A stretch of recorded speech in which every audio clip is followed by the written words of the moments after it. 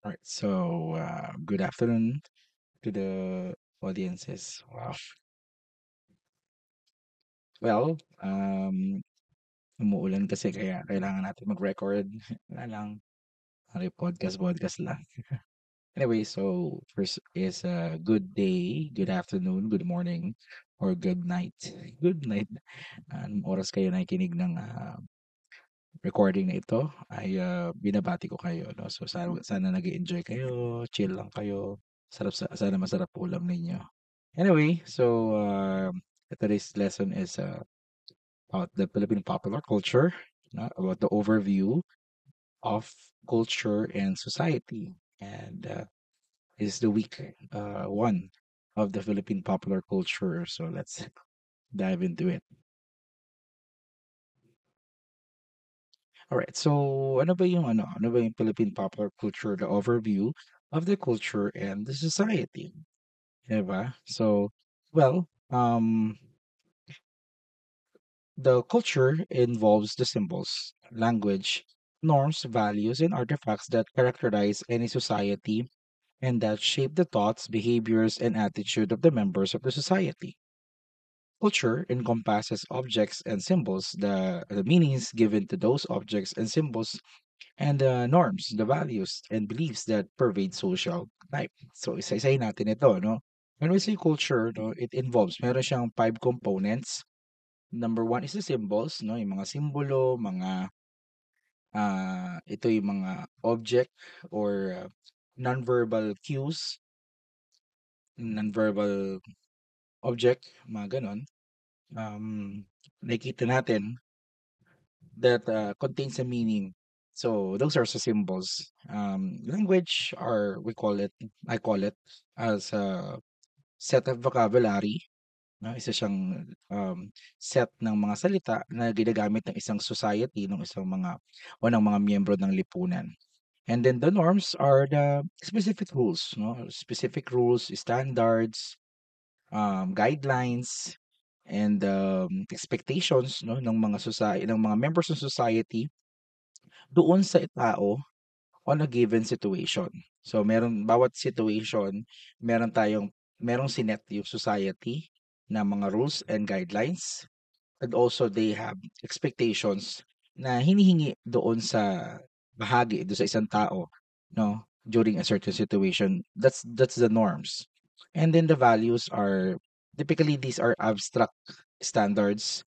Medyo mas malawak siya compared sa norms dahil you know, um ang question lang niya is what's morally right, what is correct, what is wrong, what is acceptable or not, or what is important or not important. So, gano'n na siya, para siyang standards.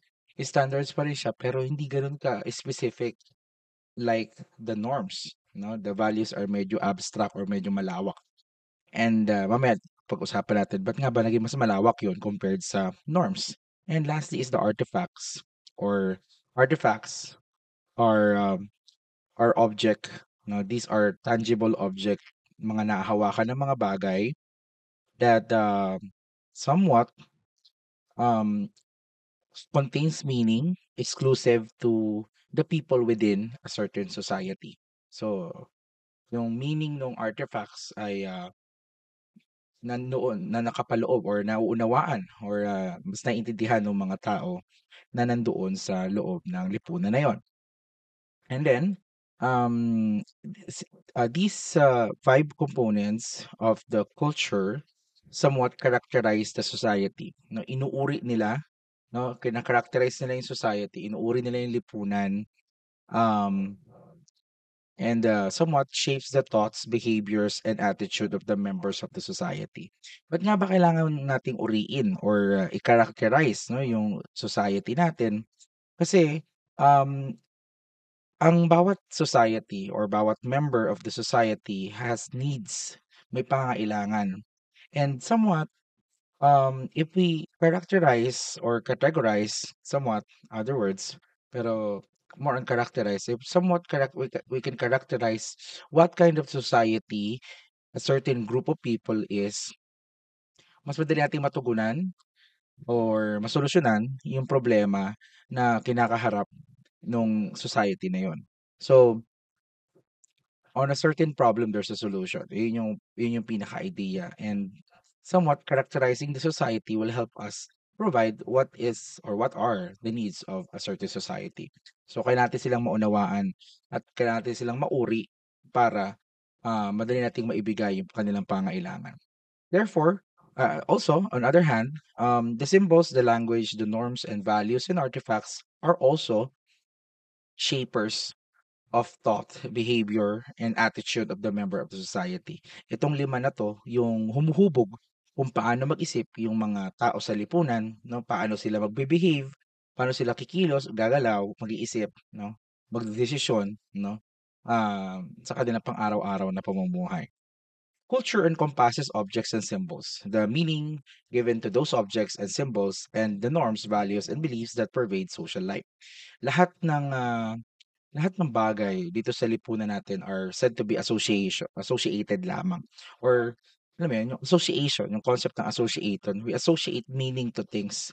It is the society, it is our society, it is the people in the society who somewhat associate meanings on the objects or on the words or on the characters or the any beliefs or symbols or any rules, no? Lahat ng yon ay lahat ng ibig sabihin or umiikot na beliefs or meaning in a certain society are all socially constructed or ginawa lamang ng mga tao na pagkasunduan nila na yun yung italaga na meaning doon sa salita na yon o sa bagay na yon. Kaya siya tinawag na shared meaning, no? Kasi tayo na mga tao sa lipunan, tayo-tayo rin yung nag-aambagan or nagtutulungan para maglaan or magtalaga ng meaning doon sa bawat object or bawat simbolo. Components of the culture. Now, the first component of the culture is the symbols. So, symbols are an important part of the culture and help members of society interact. They include both objects and nonverbal means of communication, and failure to understand the meanings of the symbols can make it difficult to interact. Yan, unti-untiin natin. So, it's very important for culture to have symbols, no? It helps members of the society to interact. There is a thin line in these 5 components. Manipis na pagitan kasi minsan nag-o-overlap sila, minsan hindi mo alam kung saan sila makategorize o yung mga bagay ay hindi mo alam kung saan ika-categorize. So for example, in terms of the character of the letters, no, yung character, itsura ng larawan o itsura ng mga letra. Halimbawa, yung letter A, no, yung letter A, yan, yung letter A. Yung letter A is merely a combination of lines. Pero it is the society that somewhat naglagay o nag-construct ng meaning na associated doon sa combination of lines na yon to create a letter A. So, pagka nakita mo yung sign na yon, yung symbol na yon, yung character the letter A, meron kang meaning doon sa letter A. In terms of words, in terms of in letter per se, 'di ba? So, ganun din yung mga bagay-bagay. It's very important kapag walang symbol, mahihirapan yung tao makipag-interact.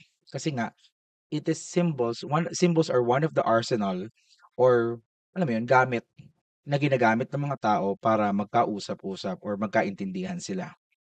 They include both objects and nonverbal means of communication. So mga object, mga bagay na nahawakan o kaya ay hindi na. Pati yung nonverbal means of communication, o sabihin, hindi gumagamit ng salita katulad na lamang ng body language, no? Yung galaw ng kamay, galaw ng kilay, yung ikot ng mata, marami pang iba na bahagi ng katawan ng tao na ginagamit nila sa pakikipag-usap are all considered as symbols. Now, it is said that failure to understand the meanings of symbols can make it difficult to interact. Kapag hindi natin naunawaan kung ano yung meanings ng symbols, hindi natin magamit yung simbolo na yun sa pakikipagtalastasan o sa pakikipag-usap. Kaya yung bata, pag tinignan ninyo na maigi, no, tayo ay bata pa lamang, tayo ay pinag-aaral na, no? Dinadala tayo sa eskwelahan, pinapadala tayo sa eskwelahan para mag-aral ng ano, ng mga simbolo, no? Yung simbolo ng mga letra, mga titik ng alpabeto, ayan. for us to understand or for us to be able to use those symbols na yun sa pakikipag-interact natin with other people, no? For example, another example is yung iyak ng baby. No, yung iyak ng baby, wala naman talagang meaning yun. Kaso, yung baby, ang kaya lang niyang gawin ay yung mga tunog na yon, yung mga iyak niya.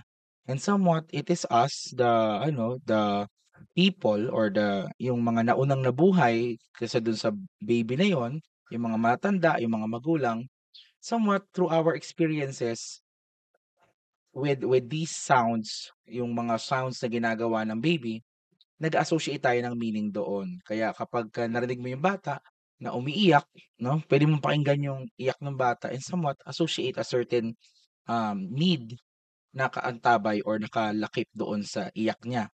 So halimbawa nagugutom siya, iba yung iyak ng nagugutom na bata doon sa kinakabag na bata, 'di ba? So bakit natin ano yon? Bakit natin naunawaan yon na hindi siya nagugutom kundi kinakabag? That is because we have associated meaning and we have somewhat um remembered, no, the meaning associated on those sounds. Kaya naunawaan mo na, okay, hindi siya nagugutom, kinakabag siya, yung gano'ng konsepto. Maunawaan niyo 'to pagka siguro may anak na kayo, pero well, o kaya meron kayong kapatid na inaalagaan, 'di ba? Anyway, so these are the common examples of symbols, no? These are universal symbols. These symbols are somewhat hindi mo kailangan ng lengguwahe ng English or ng Filipino o ng ibang bansa to understand. It's very universal kung tawagin. Moving on is the language. Teka lang, inom muna ako ng kape para parang podcast lang. Yung ganito yung gusto kong klase ng ano, ng alam mo yung lecture, no? Anyway,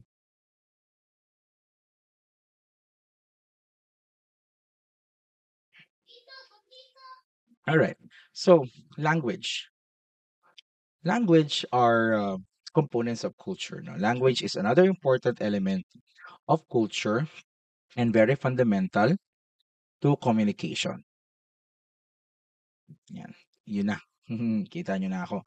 Anyway, so inangat ko lang yung video para kita niyo kasi sayang naman yung opening ng camera ko tapos hindi niyo ako makikita. Anyway, so components of culture is the language. Language is another important element of culture and fundamental to communication. So, we can call language as a set of vocabulary, no? Isa siyang set ng vocabulary, isa siyang set ng mga words na ginagamit ng mga members ng society, ayan, and very important for communication.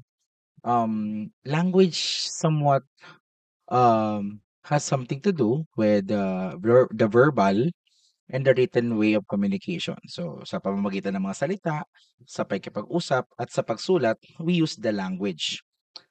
If the Sapir-Whorf hypothesis is correct, language shapes the thoughts and perception of society's members. 'Di ba? So, ah, language is very important for communication, but language also limits the the thoughts and the perception of the society's members. Halimbawa, tayong mga Pilipino na meron tayong konsepto ng kilig, 'di ba? Kinilig na ba kayo?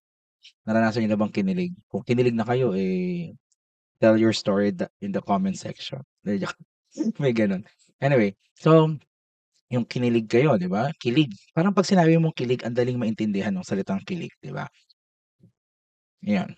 Pero merong term na American term na butterflies in your ano, butterflies in your stomach. Correct me if I'm wrong. Pero 'yan, butterflies in your stomach. So, ang point is that, um, pagka narinig mo yung butterflies in your stomach, parang di mo ma-imagine yun 'no, bilang Pilipino 'no, butterflies in your stomach, ano yun, 'di ba? Kung kumain ka man ng paru-paro, malamang pagdating mo sa tiyan nun, patay na yun, 'di ba? So, hindi na gumagalaw yun. Ano pong pakiramdam yun? Para kang ano, para kang natatae, 'di ba? Parang kurog-kurog yung tiyan mo, 'di ba? Gano'n ba yun? Pero 'di ba hindi. So, yun ba yung kilig?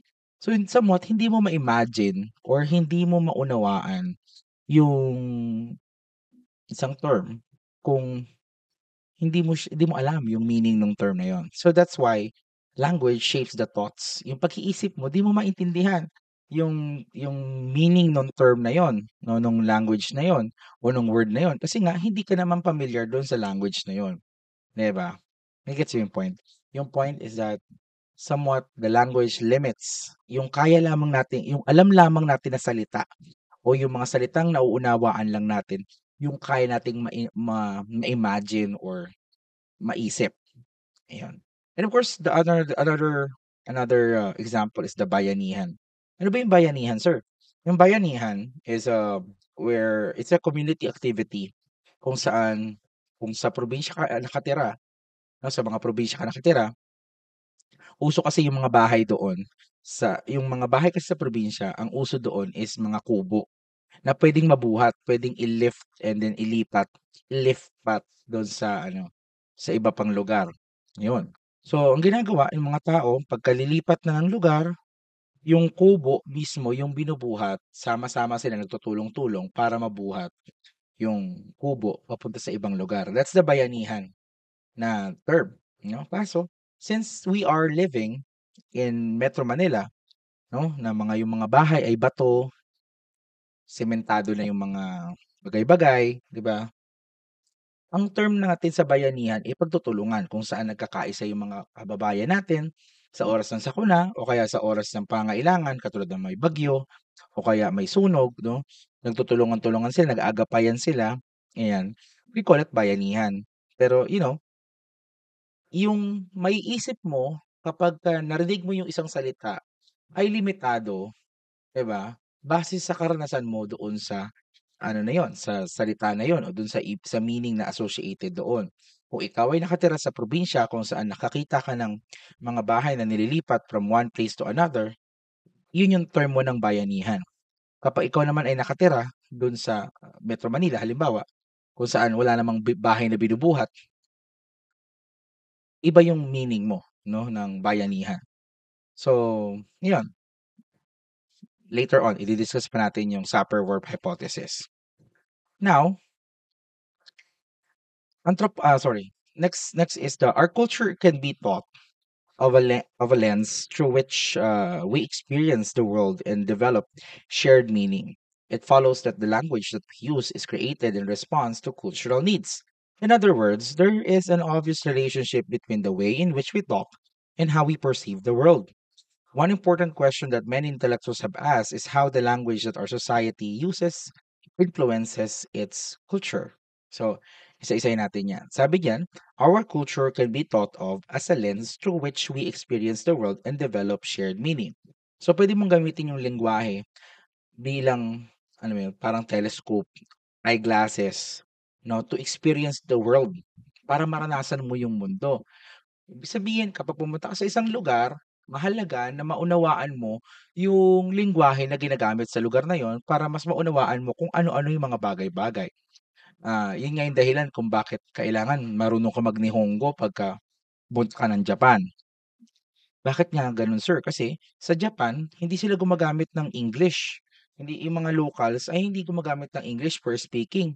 Kaunti lamang. So, pagka nandoon ka, hindi mo mai-experience yung kabuuan or yung maximum na pwede mong ma-experience sa Japan if you don't know the language that they are using. Because without language, you are not able or fully able to share meanings with the people of the area. So it follows also that the language that we use is created in response to cultural needs. Lahat ng salita na nabubuo o nagagawa ay response to cultural needs. Ibig sabihin, ginawa yon kasi kailangan yon, 'di ba? Siguro nakapag-try na kayo makipag-inuman or nakarinig na kayo ng nagiinuman, 'di ba? Sabi nung nagiinuman, "Pare, wiwiwi muna ako pare, wiwing-wiwi na ako, eh." 'Di ba? Isipin mo yon, nagiinuman mga edad 30 years old pataas, ang tawag niya sa pag-ihi ay wiwi, 'di ba? Wiwi, ba't naman wiwi? Bata, 'di ba? But is it acceptable or is it valid? Yes, of course, it's valid. Kaso, bakit nga ba wiwi yung tawag niya? If you think of it, siguro nung time na nakikipag-usap siya, dahil sa kalasingan niya, eh, kulang na yung, alam mo yun, hindi niya na maalala yung tamang salita sa pag-ihi. O siguro yung nakasanayan niya is wiwi talaga yung tawag niya doon sa pag-ihi. 'Di ba? Saan niya nakuha yung wiwi na term na wiwi? Alam mo, yung wiwi is an onomatopoeia. 'Pag umihi ka, yung mga kalalakihan na lalaki lang yung gumagamit ng wiwi, eh. 'Pag mga babae parang iba yung term nila. Pero yung mga kalalakihan ginagamit nila yung wiwi kasi pagka umihi ka na yung ihing-ihi ka na tapos ang lakas nung ihi mo, 'di ba, umihi ka, after mo maihing-ihi ka na, ang lakas nung tama nung ihi nun sa pader. Ang tunog nun, 'di ba, gano'n. Kaya wiwi yung tawag mo doon sa ihi, 'di ba, gano'n. Yung tawag nung lasinggero sa wiwi ay sa ihi ay wiwi. Kasi 'pag umihi siya, gano'n. Totoo 'yun. So, as a response to cultural needs, when you tell a story and you don't have the right words, and let's say you can't remember the right words for your storytelling, you will invent new words. You will invent new terms in your storytelling para lang, makapagkuwento ka ng mas maayos. Naintindihan niyo? So it is a response to cultural needs. In other words, there is an obvious relationship between the way in which we talk and how we perceive the world. Yan. So ito, dalawang bagay yung pagtingin ko rito, no? There is an obvious relationship between the way in which we talk and how we perceive the world. If you perceive the world as a peaceful place, yung mga word na ginagamit mo is also positive. No, if you see the world positively, the words that you're going to use in conversations are somewhat positive din. Kung ang tingin mo naman sa mundo ay malupit, negatibo, no? Pag nakipag-usap ka, somewhat yung salita mo, ganun din, no? You will use negative words. Or sabihin natin, mm, kung ano yung paningin mo sa mundo, ayun. And kung anong paningin mo sa mundo, yun din yung mga salitang ginagamit mo. Also, another way para ipaliwanag ko ito is the term manifestation, no? Ako naniniwala ako na whatever you speak will happen to you. No, whatever words you're using in conversation or ano yung madalas mong sinasabi ay, malamang sa malamang mangyayari din sa'yo. Halimbawa yung simpleng masakit yung likod mo, 'yan, 'di ininda mo ngayon yung masakit mong likod, sabi mo, "Sakit ng likod ko, sakit ng likod ko." 'Di ba? So, ang mangyayari sa'yo, yung katawan mo will follow those words. Sasakit din lalo talaga yung likod mo. Magpapatuloy, hindi mawawala yung sakit mo sa likod kasi sinasabi mo ng sinasabi. 'No? Gano'n yung nangyayari. So, gano'n din kung titignan mo naman ng maigi or sabihin natin 'no, pindot ko. Anyway, so kung isa pang titingnan mo, 'di ba, um,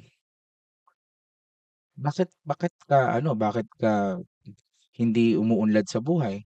Maybe because you keep on saying, alam mo yun, "Kawawa naman 'tong buhay na 'to, napakahirap naman ng buhay na ito." 'Di ba? So, pagka-gano'n mo, lalo lalo kang nahihirapan, 'di ba? But if you somewhat change your perspective, your perception of the world, if somewhat change your way of talking, somewhat may mangyayari din positibo doon may pagbabago ring mangyayari sa buhay mo, on how you perceive the world, 'di ba? So, ayun. Kaya nga masama yung sinasabihan mo yung sarili mo ng kung ano-ano na masama. Halimbawa nag-ano ka, nagse-self-pity ka. Hindi maganda yon. Kasi yung pagse-self-pity mo na yon, instead na alam mo yun, you feel relieved dahil sa pagse-self-pity mo, hindi mo nararamdaman yung relief. You're just, calling all the negative, I don't know, negative entities or auras or elements around you to possess you. Gano'n yung nangyayari dun. Kaya well, Wag mo salitaan ng masama yung sarili mo kasi at the end of the day, yung kakampi mo walang iba kundi sarili mo lang, 'di ba? One important question that many intellectuals have asked is how the language that our society uses influences its culture, 'no? Paano nga ba tayo naaapektuhan, no, or meron ba talagang impluwensiya sa lipunan natin yung lengguwahe na ginagamit natin? Yun yung tanong, no? Ngayon, anthropologist and linguist Edward Sapir and his student Benjamin Worf were interested in answering these questions. And together they created the Sapir-Whorf hypothesis, which states that how we look at the world is largely determined by our thought processes and our language limits our thoughts processes. So, dun muna tayo. So, para masagot ni ni ni Edward Sapir and Benjamin Warp yung kung meron ba talagang influence yung language doon sa society natin. No, they created the Sapir-Whorf hypothesis where it states that how we look at the world is largely determined by our thought process. Yung paningin natin sa mundo ay naapektuhan sa paano tayo mag-isip. Naintindihan niyo 'yun? Yung paningin natin sa mundo ay nakakonekta kung paano tayo mag-isip. Pero yung paraan natin ng pag-iisip are determined are limited by the language that we use. No, yung thought process natin are limited by the language. Mahihirapan kang mangarap kapagka hindi ka na-expose sa mga pangarap. You know, if you never experienced to talk to somebody who has big dreams, parang mahirap din mangarap kasi hindi mo alam kung anong papangarapin mo, eh. Alam mo 'yun, hindi mo alam kung anong klaseng salita, anong klaseng buhay, anong klaseng karanasan yung dapat pangarapin. Kasi hindi ka naman na-expose do'n, 'no? That's how language limits us. Another thing is that kung titignan niyo na maigi 'no, program whatever program you are currently taking right now, mapa-BSIT ka man, BA Communication ka man, o kaya ay, HRDM ka man, ayan, bakit ka pumapasok sa eskuwelahan, 'no? Ba't ka pumapasok sa eskuwelahan?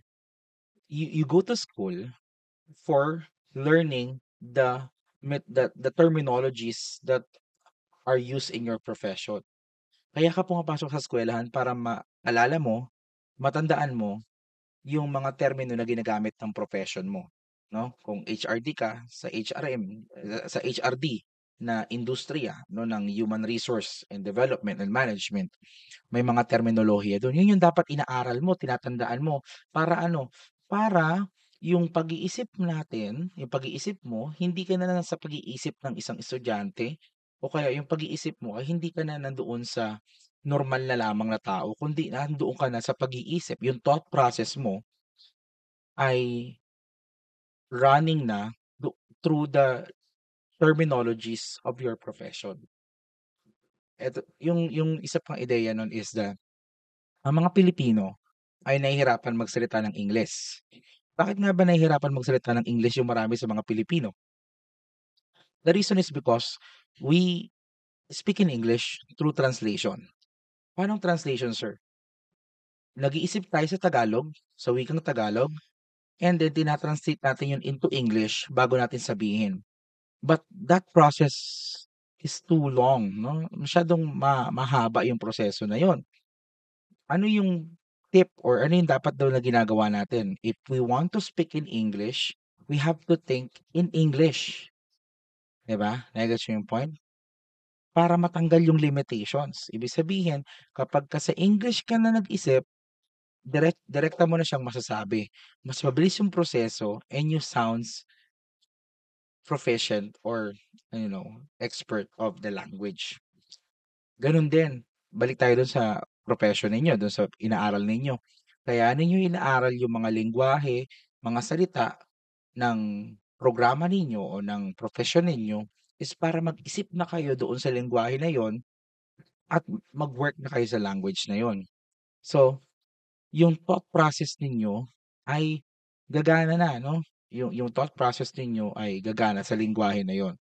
So, kapagka kayo ay mga terms yun na ginagamit ay yung language of your profession, you will see also the world through your profession, 'di ba?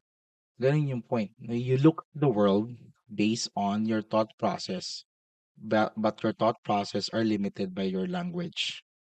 So pagka nag-isip ka sa profession na yun, kahit estudyante ka pa lang, maging expert ka ng profession mo na yun, kahit nag-aaral ka pa lang. Kasi yung mindset mo, yung language mo na ginagamit, ay yung profession mo na. Naintindihan?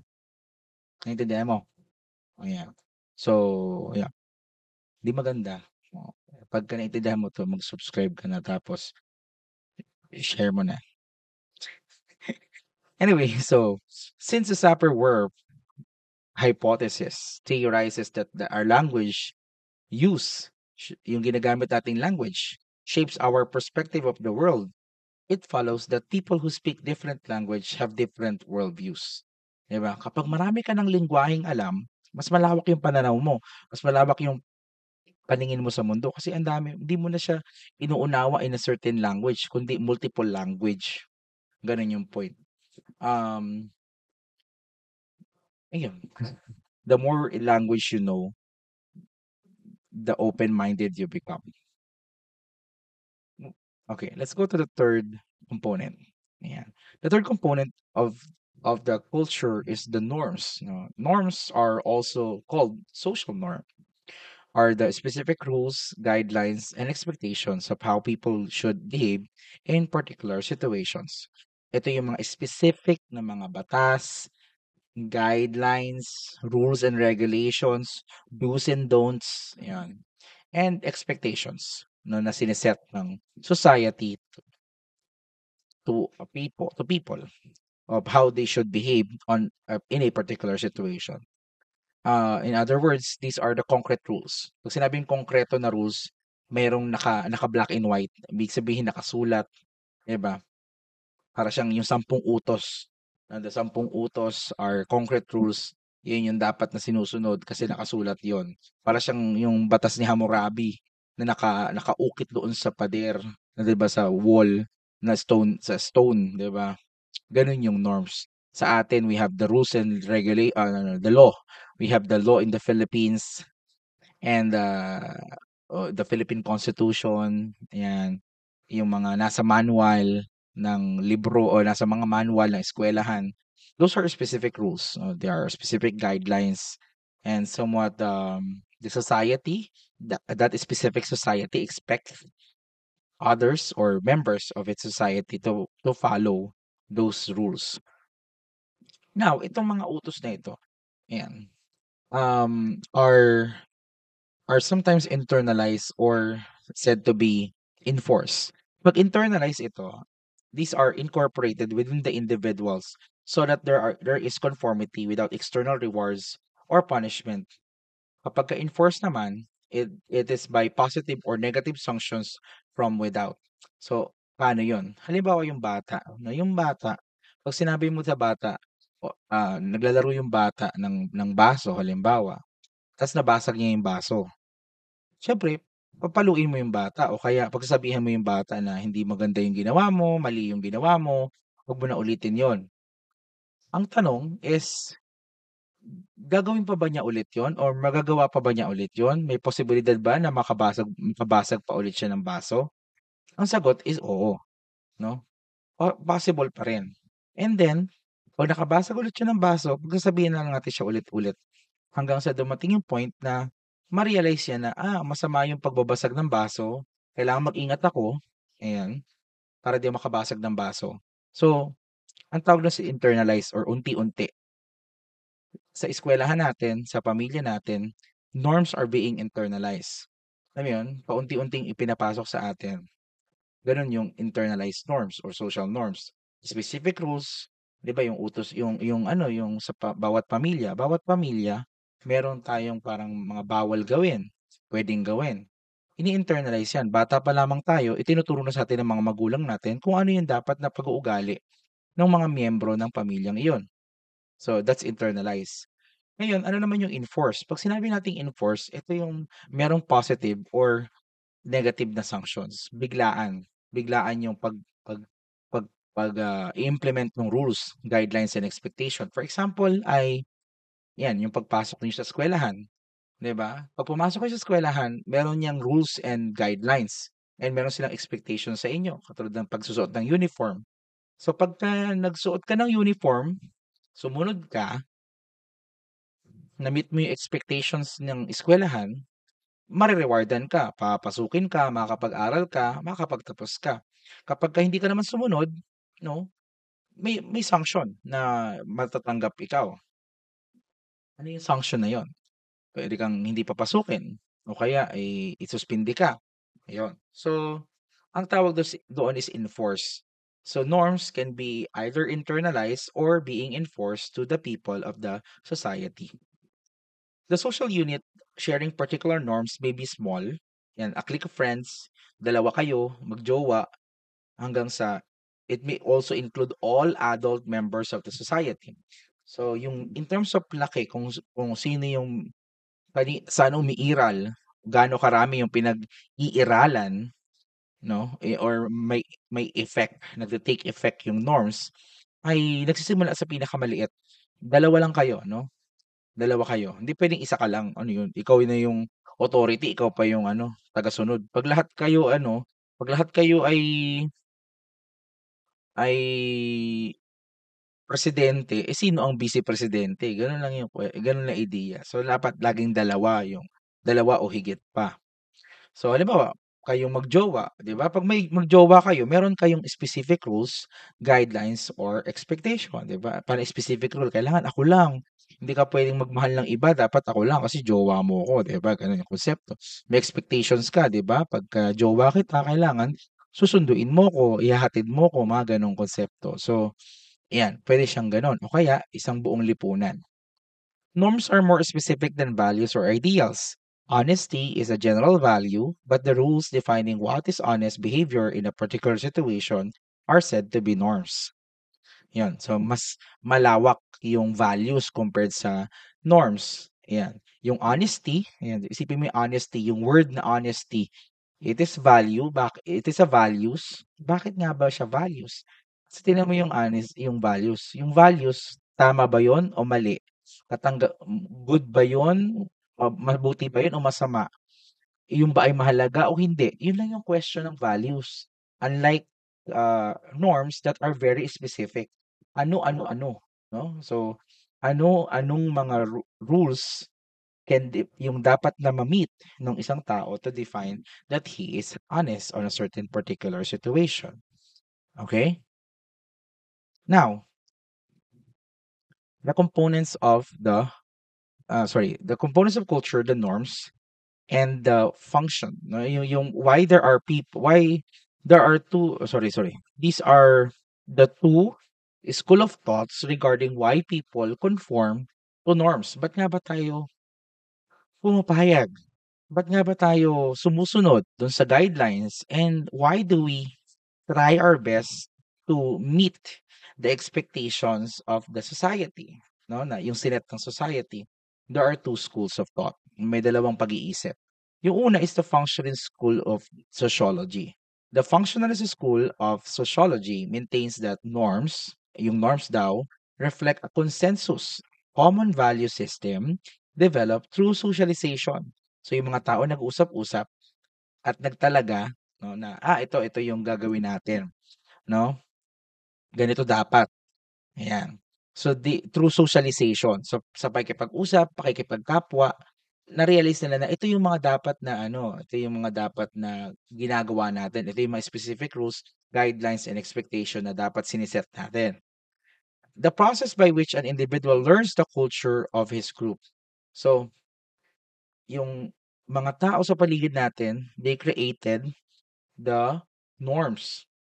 And by understanding, no, by the process by which an individual learns the culture of his group, pag naunawaan natin yung kultura ng ating grupo, ma-realize natin na yung grupo pala na kinabibilangan natin provides our needs, no? Yun yung point. Norms contribute to the functioning of the social systems and are said to develop to meet certain assumed needs of the system. So, sa madaling salita, yung functionalist school of thought is naunawaan natin na tayo ay bahagi ng lipunan. Tayo ay bahagi ng grupo. Pamilya mo man 'yan, barkada mo, klase mo, o kaya buong barangay ninyo, 'di ba? So, miyembro tayo nun. That tayo as individual, we have needs, may pangangailangan tayo. And we conform to the norms, to the rules, guidelines, and expectations that are provided or created by the society surrounding us. And we need to meet their expectation to continuously provide us with our needs. No? Para ano, nagkakaano ako ng words, eh. Ang point is, kaya ka sumusunod sa norms is kasi naunawaan mo na ikaw ay may pangangailangan at ang lipunang nakapaligid sa'yo yung nagbibigay sa'yo nung pangangailangan mo. And if you do not conform or if you fail to follow the rules, guidelines, and meet the expectations of the society surrounding you, mapuputol yung pagpo-provide ng needs mo. Mapuputol yung pagbibigay sa'yo ng mga pangangailangan mo. Kaya ka nagpapakamartir na nakikipagrelasyon ka pa rin sa jowa mo kasi may pangangailangan ka. Na sa tingin mo, pagka tinigil mo yung mga provide ng expectation ng jowa mo, iiwanan ka niya, wala na magbibigay sa'yo ng pangangailangan mo. Yun yung point. No? May pangangailangan tayong lahat. And the people surrounding us can provide those needs, can supply those needs. So you follow the norms. Another is the conflict school of thought. School conflict school. The conflict school holds that norms are mechanism for dealing with recurring social problems. Yung norms daw ay isang mekanismo para masolusyonan yung paulit-ulit na mga problema ng lipunan natin. The Marxian variety of conflict theory states that norms reflect the power of one section of a society over the other sections and that coercion and sanctions maintain these rules. Norms are thought to originate as a means by which one class or caste dominates or exploits others. So, itong conflict school, ayan, ito daw ay mekanismo. No? Ito daw ay sinet ng sinet ng society para maging solusyon sa mga problema. So sa Marxian variety of conflict theory, merong levels of sections of the society. May mataas, may mababa, no? May ganung level. May mahirap, medyo mahirap, sorry. Mahirap, medyo nakakaangat-angat, no? Mayaman, ayan, pinakamayaman. May gobyerno, ayan. So may mga grupo, may mga caste na tinatawag or class na tinatawag. And somewhat kapagka hindi ka sumunod doon sa 'pag di ka sumunod doon sa norms na yun, nakikipag-alit ka doon sa caste na yun or sa class na yun or sa group na yun. Halimbawa, meron sa'yong utos yung magulang mo, na may utos sa'yo yung magulang mo, hindi mo sinunod o kaya may expectation sa'yo yung magulang mo, hindi mo sinunod. So, yung na yun, yung ginawa mong yun na hindi pagsunod doon sa rules or guidelines ng magulang mo serves as making conflict. No, nakikipag-alit ka doon sa pamilya mo, sa magulang mo. Excuse me. Nakikipag-alit ka sa magulang mo. 'Di ba? Parang sa gobyerno, yung gobyerno, meron silang batas na sinet. May mga batas na kailangan mong sundin. 'Pag hindi mo sinunod yun, nakikipag-alit ka sa gobyerno. 'Di ba? Naging rebelde ka sa government. So, anong mangyayari sa'yo? Puwede kang maparusahan. Kaya siya tinawag na conflict kasi nakikipag-alit o nakikipag-conflict ka doon sa isang grupo, 'no, doon sa mas mataas na grupo sa'yo. Yun yung point. Kasi nga sa Marxian variety of conflict theory, may mga grupo at ang gagawin ng mga grupo na 'yan, i-imply nila yung kanilang dominance o yung kanilang kapangyarihan doon sa mas nakakababa sa kanila. Yung mga parents, normal yon na i-implement nila or i-imply nila yung pagiging parents nila sa kanilang mga anak. Yung, government halimbawa yung barangay kapitan, yung barangay captain and, sangguniang barangay, pati mga opisyales ng barangay, kapag nasa barangay ka nila, kailangan mo sumunod sa ano nila, sa rules nila or else nakikipag-alit ka sa kanila. Yun yung point. Naintindihan niyo? Okey pa ba kayo diyan? 'No? Kung meron kayong kape diyan sa lugar ninyo, 'no, magtimpla muna kayo ng kape, puwede kayong makinig na lang gano'n. Puwede kayong magtimpla ng kape, ayan, konti lang yung asukal, 'yan. Puwede kayong mag-sting, 'di ba? Bahala kayo sa buhay ninyo, buhay niyo naman sinisira ninyo, eh, 'di ba? Katawan niyo naman sinisira ninyo, bahala kayo sa buhay ninyo, ayan. So, I hope nakakasunod kayo, okey? So, kung nakakasunod ka at nauunawaan mo yung lesson ko na 'to, i-like mo na yung i-hit mo na yung subscribe button, 'yan. 'Yan. Subscribe button na 'yan para dumami na yung ano ko, para ma-totally monetize na yung YouTube channel ko. Awa na lang, please, awa na lang. Please. Hindi, joke lang. Anyway, so norms is also used to mean a statistically determined standards or the average behavior, attitude, or opinion of a social group. In this sense, it means actual rather than expected behavior. So, yung norms are not just standard rules o kaya ay guidelines o kaya ay expectation. Puwedeng ito rin yung, napagkasunduan ng mas nakararami ng statistically determined standard or average behavior or attitude or opinion of a social group. Halimbawa, 3 kayong magkakaibigan, tapos dalawa sa inyo, ano, hindi kumakain ng dinuguan, 'di ba? Dalawa sa inyo hindi kumakain ng dinuguan. Yung pangatlo, kumakain ng dinuguan. Eh, yung ano, yung ulam sa karenderya, hindi lang naman dinuguan yung ulam. So, kailangan majority wins. Hindi kayo mag-uulam ng dinuguan kasi, you have to read the room. Gets niyo yun? You have to follow the norms, the standard, the statistically determined standard nung nakararami. Okay, let's move to the fourth one, the fourth component of culture. Inom muna ako ng kape. Sabi daw kanina eh.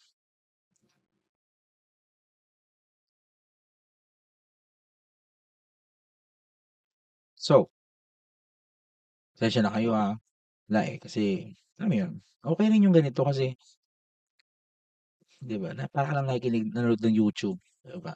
Hindi ko man kamukha si Malupiton kasi mas kamukha ko si Taylor Lautner. Mas kamukha ko man si Taylor Lautner. Joke lang yun. Ano, saan na tayo? Components of culture, the values. So values are deeply held beliefs and principles that a group of people consider important, desirable, and morally right. So, yun na. So, these are beliefs, values are beliefs and principles. Okay? Kung kanina, the norms are standards, no? They are standard rules, guidelines, and expectation. Values are more of beliefs and principles. Medyo magkaiba siya ng konti. Pero halos pareho rin. That a group people consider important. Kung ano yung tinitingin ng tao ay mahalaga, katanggap-tanggap, and morally right. Kaya siya tinawag na abstract standards or the whys of the society or the whys of the culture. Pag sinabing ano, abstract standard o kaya values, simple lang yung tanong. Ito ba ay mahalaga? Ito ba ay desirable? Ito ba ay morally right? Yan. Yun lang yung tanong doon sa belief na yon or sa principle na yon. Okay. As a component of culture, value guides how people think, behave, and interact with others in society. They serve as standard of judgment. Yan. Kanina, standard rules. Ito naman is standards of judgment. Telling members of culture what is good or bad, right or wrong, important or not important. So, ganun lang siya kaano. Ganun lang siya kasimple, kaya ang lawak niya. 'Di ba? Halimbawa, yung honesty, yung kanyang ginawa, tama ba yun o hindi? Mabuti ba yun o masama? O mahalaga ba yun o hindi mahalaga? Gano'n na yung question natin. But still, values are very important because it serves as a ano, um, a guide, no, on how people think, behave, and interact, an attitude, no? Values account for stability of social order. They provide the general guidelines for social conduct. Values such as fundamental rights, patriotism, respect for human dignity, rationality, sacrifice, individuality, equality, democracy, etc., guide our behavior in many ways. Values are the criteria people use in assessing their daily lives, arrange their priorities, and choosing between alternative course of action. So, ito yung mga example, mga general guidelines. Yan, general social conduct, no? Yung values such as ano, patriotism, yan. So yung values are beliefs and principles that help us assessing our daily lives. Yung pang-araw-araw nating ginagawa, 'di ba? We are in continuous assessment or evaluation of our daily lives. Parang gano'n, every time nagigising ka o kaya bago ka matulog, mo ba na unawain kung ano yung mga pinagagawa mo sa isang araw na yun, sa araw na yun? Tama ba yung ginawa mo? Morally right ba yun? Mahalaga ba yung mga ginawa mo? Gano'n siya. So, values are very, parang ano siya, test or checklist or sabihin natin na way to assess our activity. Kung tama ba yung ginagawa natin, mahalaga ba yung ginagawa natin, or sabihin natin na desirable ba yung ginagawa natin. Mahalaga yung values kasi ito yung nagbibigay sa atin ng freedom in comparison with the norms, no? Yung norms kasi very specific. They are very specific. Nakakahon na tayo, no? You need to follow this, and that. Unlike sa values, you have to determine, ito bang ginawa mo tama? Ito bang ginawa mo ay mabuti? Ito bang ginawa mo ay mahalaga? Ganun lang. Kaya mas malaya kapag values yung ginagamit mo. Sa component of culture, yung values yung nagbibigay sa atin ng freedom of choice, 'di ba? And so on. So, mahalaga yung values. And most of the values are somewhat are beliefs and principles na sino ba nagturo, no? Sino-sino ba nagturo sa atin ng paniniwala natin at ng ano natin, ng ating prinsipyo. Kung may alam ka na mga entity or institutions or, you know, part of our society that that teach us these beliefs and principles, comment ka sa comment section para may laman yung comment section ko. Sige nga, tingnan natin, sagutin natin kung saan mo ba kinukuha yung values mo. Saan mo ba kinukuha yung mga principles mo or beliefs mo. Okay? So, next, artifacts. Para malapit na tayo matapos. Ayan. So, artifacts are the final element of culture and may prove puzzling to people outside a given culture.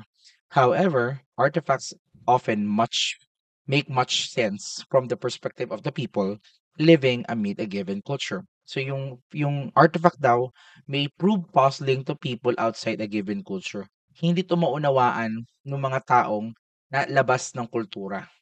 Halimbawa, yung picture ng ano mo, lolo mo, 'di ba? Yung picture ng lolo mo. Yung picture ng lolo mo, may sense lang 'yan doon sa bahay ninyo o sa pamilya ninyo, sa bahay ng pamilya ninyo. Subukan mo ngayong ilagay 'yan sa kapitbahay ninyo na hindi niyo naman kamag-anak. Yan lang, sikreto lang. Try mo lang, 'di ba? 'Di ba baka marinig mo nagsisigawan na sila, ba't may gano'n? Ba't nakarating yung picture ng lolo mo sa bahay nila, 'di ba? 'Di ba, nagulat 'yun. Kasi wala naman silang meaning or alam mo 'yun, di nila alam yung meaning nung artifact na 'yun, nung object na 'yun. So, same with the wedding ring, 'no, yung wedding ring, simple lang 'yan, it's a ring. Kaso yung meaning nun ay exclusive doon sa culture nung society kung saan ito nakapaloob, sa pamilya ninyo, 'di ba? Yung wedding ring ng parents mo, may silbi lamang 'yan sa bahay ninyo, sa pamilya ninyo. Sa kabilang bahay o sa ibang pamilya, wala naman silang pakialam kung anong singsing mo o singsing ng mga magulang mo. So, what is the definition of artifacts? Artifacts are objects, representations, assemblages, institutions, knowledge, and conceptual framework that are used to attain a particular expression, interpretation, goal, or desired ends. The value of artifacts is its capacity to reshape and have impact on the perception, meaning making, beliefs, actions, and institutions. Parang sira ulo tong aso dito sa kapitbahay namin eh. Sinasabayan yung salita ko. Talagang ano eh. Talagang continuous yung tempo niya, yung consistent yung tempo niya. "Aw, aw, aw," yung gano'n 'no. Hay naku. Anyway, so ano yung examples niyan? These are the examples of that. Objects 'no, these are objects, yung jeepney, bagay yan, barong Tagalog 'no, yung mismong fiesta banners. Sa representation naman ay, halimbawa yung Philippine flag, na yung Philippine flag is a representation of the Philippines, our country. Yung monumento ni Rizal, halimbawa, ayan, nahawakan mo yan. Tandaan ninyo that artifacts must be tangible, nahawakan. Dapat nahawakan, nararamdaman, gano'n, nararanasan. Yan, ibig sabihin nahahawakan object, no, tangible object. So, yung Rizal Monument, si Rizal ba yan? 'Di ba? Kung si Rizal 'yan, hindi abo na 'yan dapat o dapat sira na 'yan, dapat alabok na 'yan. Hindi, kundi monumento lamang niya, representation lamang niya. 'Di ba, katulad na lamang ng mga puon, 'di ba, yung mga puon ng mga rebulto, 'di ba, yung mga rebulto, hindi naman 'yan talaga si ano, si Jesus, 'di ba? They are just representation, hindi naman talaga 'yan si Mama Mary. Kundi representation lamang sila ni Mama Mary, 'di ba? Yung laban na hand sign for of people power, yun nahawakan 'yan. So that's an artifact of the people power, yung gamit na yon. Assemblages, no? Yung barangay as a local government unit. Ano po yung pwede mong hawakan sa barangay as a local government unit? Yung kapitan, 'di ba? Sampalin mo yung kapitan, 'di ba? Pwede mong sampalin yung kapitan, pwede mong hawakan, pwede mong anuhin, anong tawag dito, suntukin, bahala ka. Basta puwede mo siya tangible 'yan si Kap. Anyway, so yung piyesta 'no, as community events, ano yung tangible, ano ba yung object doon sa piyesta? Oh, halimbawa yung piyesta banners, 'di ba? Yung iniikot na ano, na poon, 'di ba? Yung mga nagtatambol, yung majorette, ayan. 'Pag nakita mo 'yan, ay may piyesta, 'di ba? Gano'n yung concept. Also, halimbawa sa eskuwelahan natin, yung logo ng eskuwelahan ninyo, they are called assemblages. Bakit assemblages, sir? Kasi yung logo ay, hindi lamang isang imahe yung kanyang pinapakita, marami, 'no, marami siyang pinagsama-samang mga object, visual cues, 'di ba, to create the logo, kaya siya assemblages.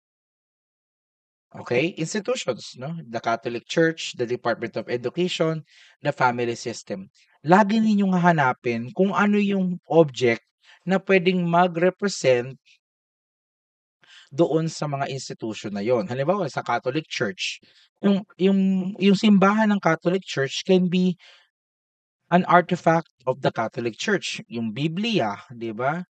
O yung mga ano pa ba, lahat ng puwede mong hawakan, 'di ba? Lahat ng materyal.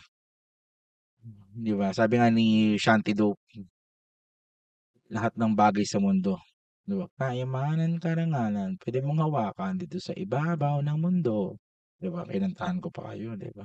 Anyway, pero 'yun, lahat ng puwede mong hawakan. So, Department of Education, ano yung puwede mong hawakan, puwedeng maging artifact ng Department of Education, yung mga libro, diploma, medalya, ayan. Yung family system ninyo, 'di ba, yung mga anak, 'di ba, puwede mong hawakan yung mga anak, yung pamilya. 'Di ba? Yung bahay, 'yan. Yung knowledge, yung knowledge, ano yung artifact ng knowledge? Halimbawa, may herbal medicine, tradition. Ano yung artifact 'yan? Yung mismong gamot, yung ipinapahid, yung mismong pinapainom, gano'n. 'Yan yung herbal medicine tradition. Scientific research, yung invention, 'di ba? Yung naimbento, yung dokumento na nalathala, 'di ba? Yun, yung folk wisdom na bahala na, kayo na bahala mag-isip kung bahala na kayo. Kung paano 'yan magiging ano, artifact, 'di ba? Bahala na. Yung salitang bahala na, 'di ba? Puwede ba 'yun mahawakan? Sulat mo, bahala na. Basta puwedeng hawakan. Gano'n din sa conceptual framework, yan, pakikipagkapwa, utang na loob, democracy, nationalism. Ano yung mga bagay na nagre-represent sa kanya, 'di ba, sa mga 'yan. Halimbawa yung turo at aral ni Kristo, 'di ba? Yung turo at aral ni Jesus Christ, may Biblia ka, yung Biblia yung artifact. Ano pa ba? Yung batas natin, 'yan, the conceptual framework, the law of this nation. O ano yung puwedeng artifact nun? The Philippine Constitution, 'di ba? Yung libro ng Philippine Constitution, lahat ng publish na libro. So lahat ng 'yan, anong dahilan ba't mo sila gagamitin? To attain a particular expression, 'no? May gusto kang i-express, sabihin, alam, i-share o kaya interpretation, ayan. Gusto mong ibig sabihin, ayun, goal, nais mangyari, and desired ends. So, ginagamit mo yung mga artifacts na yun. Halimbawa ay, para masabi mo na ikaw ay Katoliko, may dala kang rosaryo, 'di ba, yun yung artifact, yung rosary, yun. Ba't ka nagdala ng rosary? Para, a particular expression, interpretation, goal, or desired ends, 'di ba? 'Pag may rosary ka, may nakita kang vampira, ginanon mo ngayon yung ginanon mo ngayon yung krus, ginanon mo, krus. Yan, ginanyan mo yung vampira, sabi ng vampira, "Katoliko ako," 'di ba? Oh, hindi umepekto kasi pareho kayo ng artifact, 'di ba? Biro lang. Pero 'di gano'n yung point, 'di ba? Meron kang gustong mangyari, kaya ka nagpapapogi, 'di ba? Yung makinis sa mukha, 'pag sinabing makinis sa mukha, ay ano 'yan, artifact 'yan ng ikaw ay pogi, 'di ba? Kaya pinapakinis mo yung mukha mo, 'di ba? Nagpapagupit ka ng maganda, akala mo sa buhok yung problema, wala naman sa mukha nasa mukha mo talaga yung problema, puwede mo pagupitan yung mukha mo, 'di ba? Pero anyway, gano'n lang yun, meron kang desired ends. 'Di ba? Kaya ka nagsisingsing, 'di ba? Ba't ka nagsisingsing, nagsusuot ng singsing? Kasi meron kang particular expression, interpretation, goal, and desired ends to tell people that you are married, 'di ba? Na meron ka na ikaw ay talina, 'di ba? And so on. So, 'yun yung dahilan. Kasi may gusto kang ipakita, alam, ibig sabihin, and so on. So that's why you use those artifacts. The value of artifacts is its capacity to reshape and have impact on perception, meaning making, beliefs, actions, and institution. Paano yan, sir? Yung value daw, yung kahalagahan ng artifacts ay yung kapasidad niya to reshape and have impact on perception sa pananaw, 'di ba? Imagine mo yung mag-asawa kayo, 'di ba? May asawa ka na, 'di ka nagtatanggal ka ng singsing, 'di ba? Eh, sa tradisyon ninyo, sa pamilya ninyo, mahalaga yung singsing. Sabihin sa'yo ng asawa mo, "Siguro kaya mo hinuhubad yung wedding ring mo para magmukha kang binata 'no?" 'Di ba? May mga gano'n tayong maririnig mga salita. Kasi it's an impact on perception, 'di ba? Meaning making, "Siguro ayaw mo na sa'kin 'no? Ayaw mo na sa'kin bilang asawa," sabi ng babae do'n sa lalaki niya, sa asawa niyang lalaki. "Siguro ayaw mo na sa'kin 'no? Siguro may iba ka na." 'Yan. Kasi hinubad mo yung singsing mo. Isipin mo, hinubad mo lang yung singsing mo, naging may kabit ka na, 'di ba? Meron ka na agad iba, 'di ba? Meaning making, beliefs, 'di ba? Actions. Nag-away kayo kasi hindi mo suot yung wedding ring mo, 'di ba? Gano'n. And also the institution, so yung mga awtoridad, 'no? Ah, ayun. 'Pag ikaw ay may mga iba kasing church na born again na hindi nagsisingsing. So, yun, wala kaming pakialam yan. Katulad ako, married na ako pero wala akong singsing kasi hindi naman kami nagsisingsing. So, walang value sa amin yung singsing as an artifact of our marriage. Kasi simbahan namin. Yung iba naman, iba Katoliko, mahalaga yun. Yun, and so on. Okay? Naintindihan niyo ba? Ayan. And that ends our lecture. So, maraming salamat sa inyong oras. So, sana meron kayong natutunan. Kung meron kayong natutunan at gusto nyo pang maging updated sa anumang content na ginagawa ko, wah, content creator yun. De, joke lang. So, you can subscribe to my channel and peace, yo. And the recording. Thank you so much. Ingat kayo palagi.